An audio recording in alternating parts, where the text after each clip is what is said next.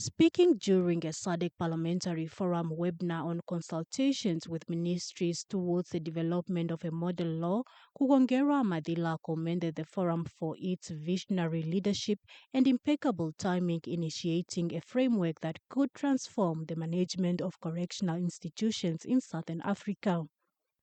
The true measure of any correctional system lies not in how tightly it confines, but in how effectively it reforms.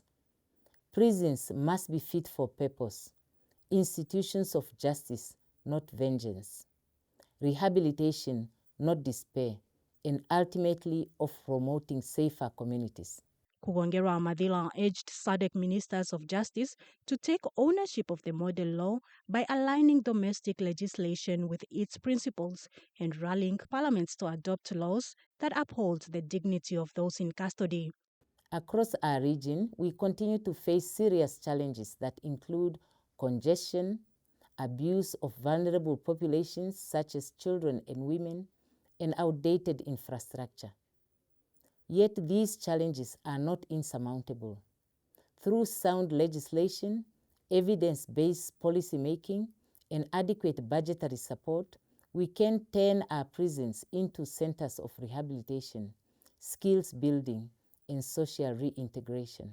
Serafiana Dunya, NBC News, Parliament.